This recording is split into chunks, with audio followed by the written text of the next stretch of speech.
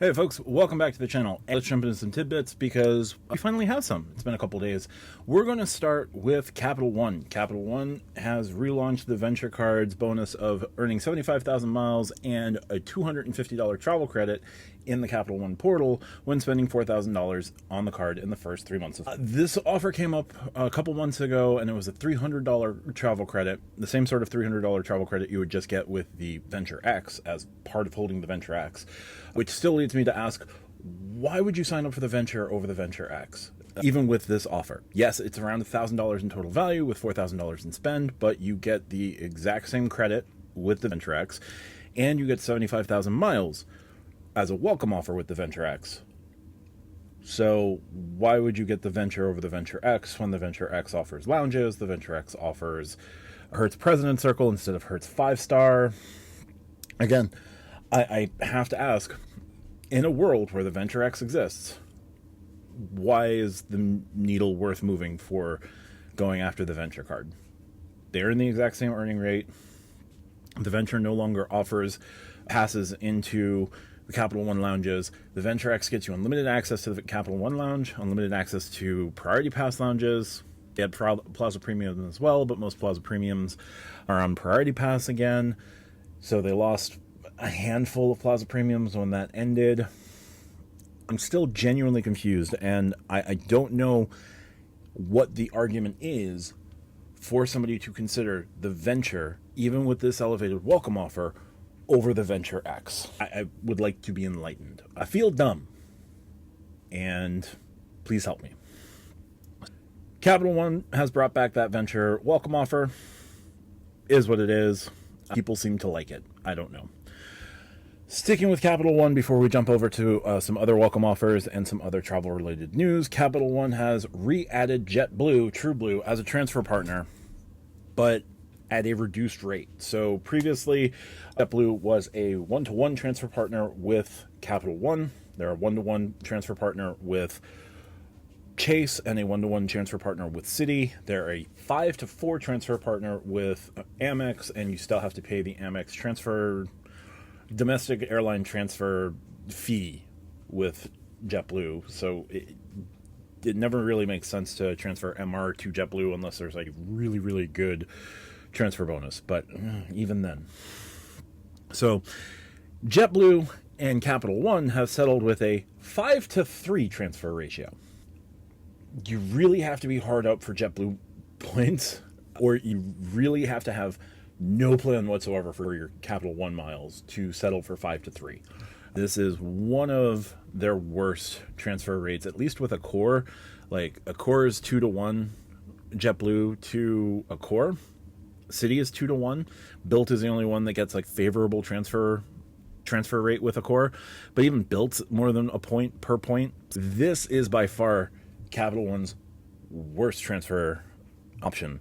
You either really have no idea what you want to do with your Capital One points. It would just be easier to use Travel Eraser on the Venture X than consider JetBlue TrueBlue with your points. And I like the JetBlue program, but this doesn't make sense for Capital One users. Just wanted to put it out there. JetBlue TrueBlue is a transfer partner again with Capital One at a rate of 5 points to 3 points. So 5,000 points will get you 3,000 points with Capital One. Again, I'm going to ask why. JetBlue has recently added Tap Air Portugal as another way of using JetBlue points to make bookings on international flights. That's cool.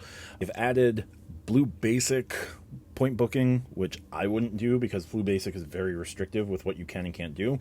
And I don't know if you could buy Blue Basic with points and then use points to upgrade up to Blue. Just use the points for Blue.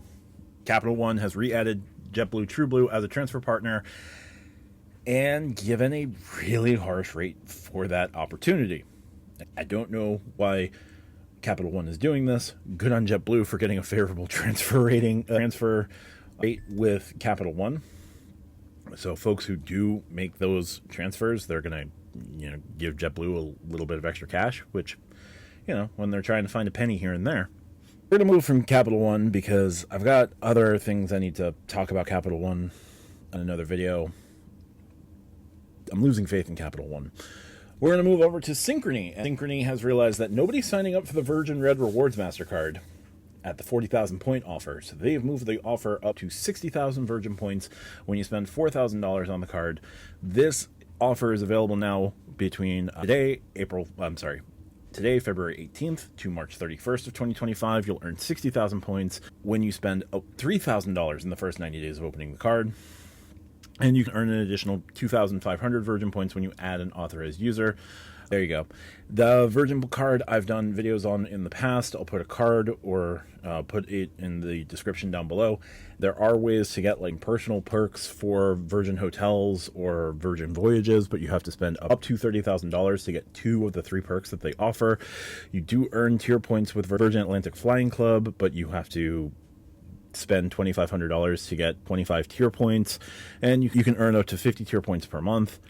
It's a lot of spend for not a lot of huge return. It doesn't give you much in terms of your in-flight experience. I think the coolest thing about the card is that you can book 2 nights with the card and get a 3rd night free annually at a participating Virgin hotel. So that's cool, but it looks like that's only once per year. So hey, I don't know, but has learned the lesson of put out a bad card and nobody's going to sign up for it unless you put even more points in at the beginning. So 60,000 point welcome offer, 3,000 in spend. If you're looking for a quick hit of Virgin points, this would be an easy way to do it. So we're going to move over to IHG, and IHG has purchased Ruby Hotels and plans global expansion. This coming from the Upgraded Points website. IHG has announced that they've acquired Ruby Hotels for 110 million euros, or about $116 million. It is a rapidly expanding brand that is sort of urban luxury, if you will. So Ruby will be IHG's 20th brand that they've added. They're also looking to expand this brand to up to 250 hotels globally over the next 20 years. This brand has locations in Edinburgh, has locations in Marseille, has locations in other European cities. So it'll be interesting to see how they go about things. Ruby hotels tend to be hip and fun, according to Upgraded Points, with 24/7 bars, somewhere along the lines of Aloft or the Moxie brands from Marriott, not quite like W Hotels. These brands have been steadily expanding recently, offering guests not only a place to rest after exploring the city, but also be a fun place to be.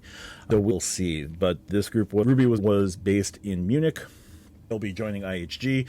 They currently have 20 hotels. The plan is to expand to 250 over the next 20 years.